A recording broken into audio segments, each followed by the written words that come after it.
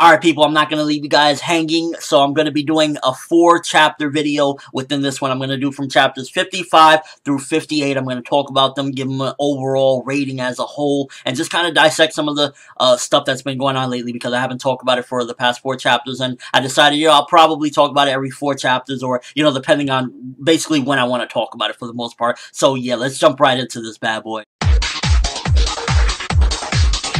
Start off with Gallagher. Now, Gallagher, we've learned quite a bit over this little arc of what he's about or she's about. What is Gallagher anyways? Gallagher a female or a dude? I'm imagining that that's a dude, I'm guessing, but then it looks like a female. I don't know, but fuck it.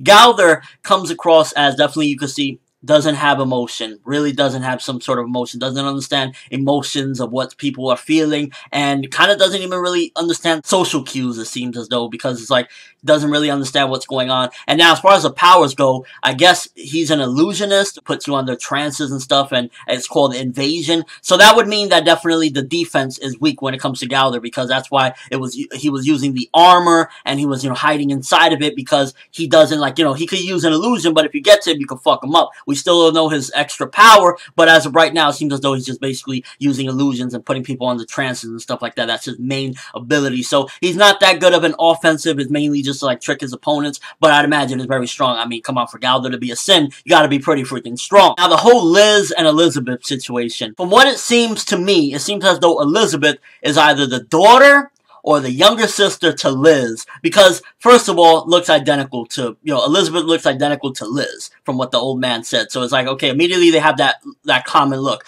But at the same time, then there's also like other things, like I believe the country where they came from, because Elizabeth is actually adopted, she's not from the kingdom. So I honestly wouldn't be surprised. It would be very creepy as hell and weird and wrong if that is Liz's daughter, Elizabeth, because first of all, we know Meliodas is a lot older than what he looks right there. Whatever the case may be, why he's that age looking or whatever, we know that he's a lot older. If that is Meliodas' daughter, or it's just gonna be wrong as hell. Like, unless maybe Liz had her daughter already when she got with Meliodas, otherwise it's just gonna be like, what the fuck? I'm really hoping that that is not the daughter, that is the little sister or something, or just, even if it's not even related, then fuck it, because, I mean, they do look identical, and it would make sense. Liz, Elizabeth, everything about it.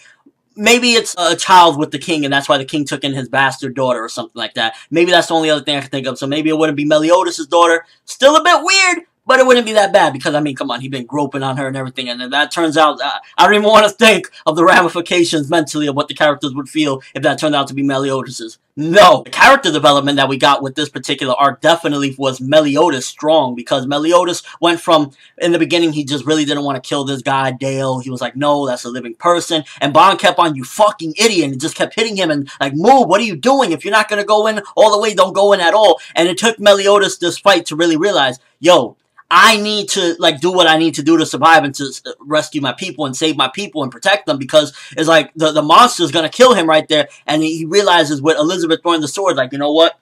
There's times where I do have to kill. And it's kind of contradictory in a way. It reminds me of the series Rurouni Kenshin, where Kenshin was like, I don't care at all costs. I will not kill another person. Meliodas is realizing in this particular world, you're gonna have to do that with monsters and all sorts of shit. So, different situations. So, I guess it calls for a different approach. But, yeah, he definitely developed into a sense of like, yeah, I can't play this bullshit of sitting on the sidelines and giving my half-ass effort. I have to go in full throttle. And definitely we got character development up the ass with Meliodas in this little arc. And I'm glad we got a little bit more into Geera's past as well, because I've actually enjoyed the character Geera, believe it or not. I think that she's one of my favorites out of all of the fake Holy Knights, or the new Holy Knights, so to speak, because you see her in the past, and I guess her father, not only her father not being around anymore is an anchor to her going to pretty much being what she is, but it was also her need to protect her little brother. So you see in the past her and Dale, and it's kind of like, I love how the author is just wrapping things together. It's like, okay, so Geera is related to Dale, and Dale became this monster. And to be honest with you, it looks clear as day from all the chapters put together that Helbram is basically trying to create artificial demons by using some of the Holy Knights, maybe the weakest ones, maybe the ones that he feels aren't up to snuff and he's just using them. And I wouldn't be surprised if his goal with creating these new Holy Knights is to beef them up to the point where he can use them as well to create new demons, artificial demons. And while sick as it is, I could see him trying to use Geera in the near future to become the next demon and attack. And that's just going to be fucked up, but that's definitely what it seems like, because Helbram didn't want any of the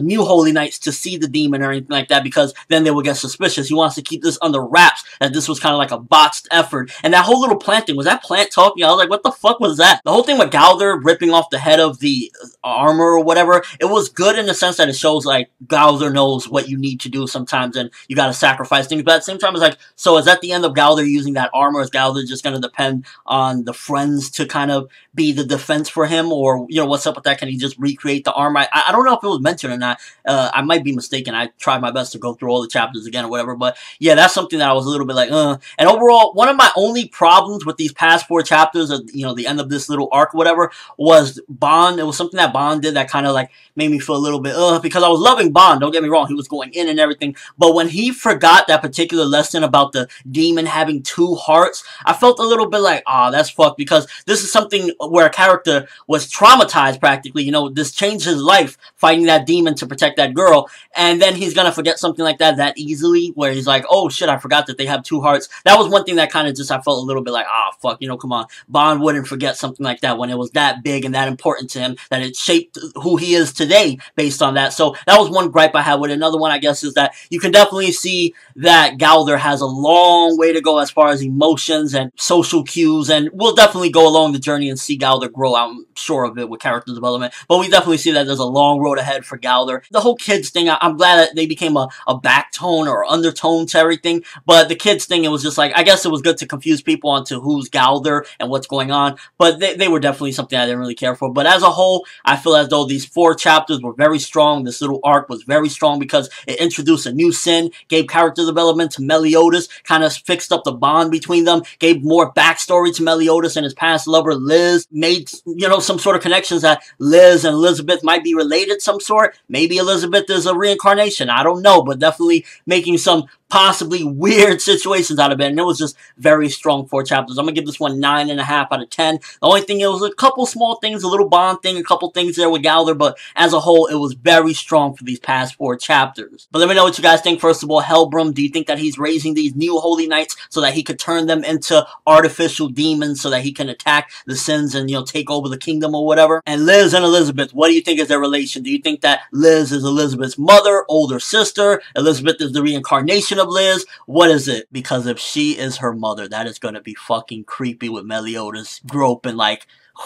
Your overall thoughts, do you think Gallagher is a good addition to the sins now that we found the next sin? Because now I believe we have what? Let's see, we have King, Bond, Meliodas, Diane, and Gallagher. So we're only missing 2 of the 7 deadly sins. I don't know what they could be like, but I can't wait to see them. But that's all I have for these 4 chapters, you know, this big review. I hope you guys enjoyed. I'll probably do the next one depending on, you know, if the next chapter is awesome, I'll review it. If not, I'll wait until I have a nice round number of chapters to talk about. But let me know what you guys think. I'm Forneverworld, and as always, people, have an awesome day. And thumbs up for Taizai, because this shit right now is on fire.